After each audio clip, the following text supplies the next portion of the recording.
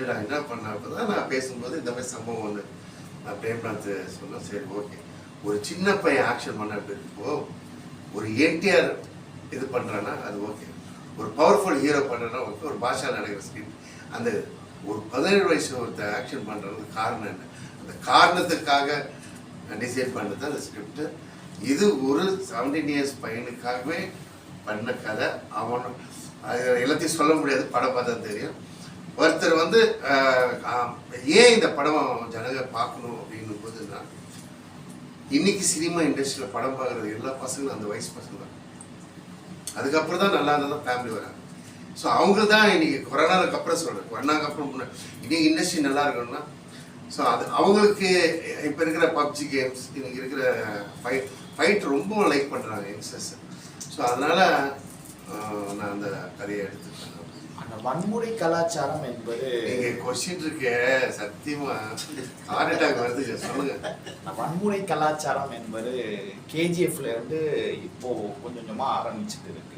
ஒரு 17 வயசு பையன், அந்த பையனுக்கு மெச்சூரிட்டி லெவல் வந்து ரொம்ப கம்மியாக தான் இருக்கும். அப்படி இருக்கும் போது வந்து ஒரு சில காட்சிகள் வந்து வன்முறையாக இருக்கு.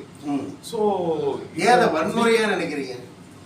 இப்போ வந்து விஜய் சார் போட்டு ஆரம்ப காலகட்டங்களில் ஒரு சூப்பர் ஹீரோவோட ஜாயின் பண்ணி நடந்திருப்பாங்க சார். ஒரு லவ் சீன் கூட ஆக்ஷன் ரசிகன் கிளாமரை வச்சு தான் ஹிட் பண்ணாங்க. யார்? விஜய் சார். ஆமா, ரசிகன் கிளாமரை வச்சு தான் தைரியமா உங்க பையனை கிளாமரா ஏதாவது லவ் சீக்வென்ஸ் போட்டுட்டானே. அதுதான் தனுஷ் ஃபர்ஸ்ட் படம் கிளாமர் வச்சு தான், திறமையை வச்சு ஜெயிக்கணும் தான் என்னோட இது சார். ஓகே, என் பையனோட டேலண்ட்டை காட்டுன்னு இது கதை. இது படம் ஹிட்டு ஃப்ளாப் இல்லை, நீங்கள் பார்த்துருப்பீங்க எப்படி பர்ஃபார்மன்ஸ் பண்ண. ஒரு புது பையன் பண்ண மாதிரி பண்ணலையா அந்த ஃபீல் இது அப்படி எதுக்குன்னா செதுக்குனேன். என் சண்டை வந்து எப்படின்னா ஒரு இன்னைக்கு 3 படம் பண்ணுறான்னா அது காரணம் யாரா இவன் இப்படி பர்ஃபார்ம் பண்ணுறான் அப்படின்ற ஒரு இது. என் ஃபர்ஸ்ட் படம் தெலுங்கு வந்து என் பையனை வரும்போது ஜனங்க அவன் யாருமே தெரியாது, அப்படி கட்டிப்பிடிச்சிட்டாங்க அவனை. ஐ மீன் காலேஜ் ஸ்டூடெண்ட்ஸ்லாம் நான் போகும்போது கத்துறாங்க, அப்படி கத்துறாங்க என் சன்னுக்கு. ஸோ அந்த ஒரு இது இருக்குல்ல. இப்போ எக்ஸாம்பிள் 2வது படம் 3வது படம் ஹிட் ஆகலாம், அதுக்கப்புறம் காதல் கொண்ட வந்து டேலண்ட்டு வேற. ஸோ அந்த ஃபர்ஸ்ட் படத்துலேயே பெஸ்ட் கொடுக்கணுன்றதுக்காக இன்னைக்கு ட்ரெண்ட் என்னவோ பாருங்க. நான் வந்து டைரக்டர் ப்ரொடியூசர் பணம் போடுறாரு, அவருக்கு லாபம் வரணும். இன்னைக்கு ட்ரெண்ட் என்ன? ஆக்ஷன் தானே இன்னைக்கு ட்ரெண்டு. ஸோ நான் ஏன் அந்த பேக் போகணும், ட்ரெண்டில் இருக்கணும், அதுக்காக ஆக்ஷன். ஸோ அந்த ஆக்ஷனுக்கு ஒரு கான்செப்ட் இருக்கணும், அதுதான் அந்த புது கான்செப்ட். அது இப்போ நான் சொல்ல முடியாது, படம் பாருங்க. எத்தனை ஸ்க்ரீனிங்ல சார் வெளிவிட்டிருக்கீங்க?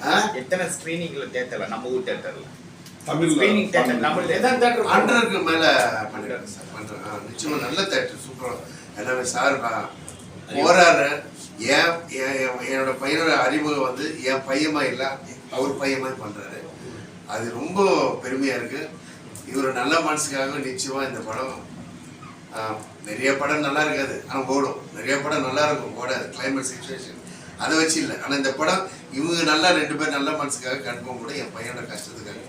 நான் வந்து எப்பயுமே அடுத்த படம் கஷ்டப்பட்டு இருப்பேன், இது பழகுது சார். மகேஷ் பாபு படம் பார்த்த மாதிரி இருந்தது முதல் படம். அப்பா உண்மையிலே முத மகேஷ் பாபு படம் பார்த்தேன், அவ்வளோ அற்புதம். அதே மாதிரி பையன் நடிப்பு அருமையாக இருக்குது. பையன் கான்வென்ட்டில் படித்து சொகுசாக வளர்ந்த பையன், காட்டிலையும் மேட்லேயும் இவ்வளோ கஷ்டப்பட்டுருக்கும் போது உங்கள் மனசு எப்படி இருந்தது நான் சொல்லுவேன். அது நான் கூட போட்டு புளிவார், ரொம்ப நமக்கே கஷ்டமாக இருந்தது. பையனா நினைக்க மாட்டார், அதாவது ஒரு ஆர்டிஸ்ட் என்ன புளிவாரோ அது மாதிரி புளிவார். நான் வந்து அதுவும் என் ஒய்ஃப்னா பார்த்தீங்கன்னா சொல்லவே முடியாதுப்பா. ஸ்டன் சிவா வந்து அவரோட சன்னு கெவின் இன்ட்ரோடக்ஷன் பண்ணேன் ஜெயிலர். நான் அவனை கேட்பேன், ஏன்டா அப்படி அவனுக்கு ரெஸ்ட் எடுத்து வைக்கிறா அப்படின்னா, சார் கேட்க மாட்டேன்றார் சார். என் பையன் என் தம்பி இல்லையா, நாங்கள் அப்படி தான் இருந்தோம். ஸோ ஒரு சம்பவம் இருக்குது, அந்த சேண்ட் ஃபைட் பார்த்தீங்களா, அதில் நீக்கா போட மாட்டான், பயமாக போட்டான். அவன் அடிச்சிட்டான், ரியலாக அடிச்சிட்டான். யார்?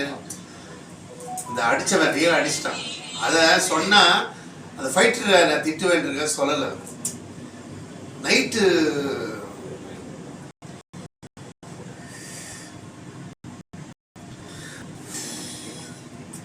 ஏன் சார் அதை கேள்விட்டு என்ன சொல்கிறேன். நைட்டு வந்து அவன் ரூம் என் ரூம் வேற, அவனும் அம்மா ஒரு ரூம் ஒரு சவுண்ட் கேட்குது. என்னன்னு போய் பார்த்தேன். கெதறா சார் அப்ப போட்டு என்ன திட்டுறா. ஒரு செல்ஃபிஷ்காக நீ அவனை ஹீரோ ஆக்குற. யாரையோ பெரிய ஹீரோ வச்சு பண்ண வேண்டியதானே. நீயும் ஒருத்தன் வரலன்னு இருக்காங்க. இந்த சின்ன பையனை போட்டு எதுக்கு இப்படி சாவடிக்கிறேன் போது நான் அப்படியே ரொம்ப ஃபீல் பண்ணேன். ஸோ அந்த கஷ்டப்பட்டேன் சார். அந்த வகையில் இன்னைக்கு ஹாப்பியாக இருக்கான்னு வச்சுங்க. அன்றைக்கி அந்த ஸ்ட்ரகிள் ஐயோ என்னோட இதுக்காக செல்ஃபிஷ்காக அவனை ஹீரோவாக்கி அவனை கஷ்டப்படுத்திருக்கோம். அப்புறம் அப்போ தான் அந்த கேள்வி கேட்டது, லவ்க்கு அதை பண்ணியிருக்கலாம், தெரியாமல் ஆக்சுவலாக பண்ணிட்டோம் மேடம் அப்படின்னு ரொம்ப ஃபீல் பண்ணேன். அன்றைக்கி ஃபுல்லாக தூங்கல. அதுக்கு அடுத்த நாள் வந்து நீங்கள் போகிறான்னு இல்லை டேடி அவன் அழுகுறான்ற மேட்ரு எனக்கு தெரியாமல் அவன் நடித்தான். அவன் என் பொண்டாட்டியே வந்து சொல்கிறான். ஆனால் அவனுக்கு தெரியாது அவன் அழுதானே எனக்கு தெரியாது. காலம் வந்து எல்லாருக்கும் அவனுக்கு சொல்கிறான், எல்லாத்தையும் இது பண்ணான் நெக்ஸ்ட். ஸோ அந்த ஒரு கஷ்டத்துக்காக இந்த படம் மிகப்பெரிய வெற்றியாகணும். இவர் இருந்தாரு, பார்த்தாரு எத்தனை கேமரா. இவர் நான் சொல்ல முடியாது. நீ காலில் அடி எப்படி இருக்கலாம். இவர் இந்த வயசுல ஓடணும். பெரிய கேமராமேனு. அவர் 10 டேக் எடுக்க முடியாது. ஏன்னா இது வரைக்கும் வேர்ல்ட்லேயே அவ்வளோ பெரிய ஃபாரஸ்டில் ஸ்மோக்கிங் ஃபுல்லாக இருக்கும். நீங்கள் பாருங்க எவ்வளோ படம் பாருங்க, அவ்வளோ ஃபுல் ஸ்மோக்கிங் இருக்காது. அதுக்கு 5-6 smoking lorry full smoke running. மறுபடியும் ஒரு 1 டேக்குன்னா 1 hour ஆகும். இதில் கேமரா எப்படின்னா அது ஒரு லேட்டஸ்ட் கேமரா, ஹைஸ்பீட் கேமரா. அதில் வந்து கிட்டத்தட்ட ஒரு செகண்டுக்கு இவ்வளோ படம். அது அந்த கேமரா வச்சு பண்ணும்போது இவர் ஓடும்போது ஃபாஸ்ட்டாக ஓடுங்கன்ற போது ஒரு ஓடி கேமராவோட உழுது அந்த கேமரா அடிபட்டு ரத்தம் வந்தோடனே நான் ஒரே வாசி சொன்னேன், ரத்தம் வந்தால் எங்கள் சினிமாவில் எப்படின்னா ஹிட்டுனும்.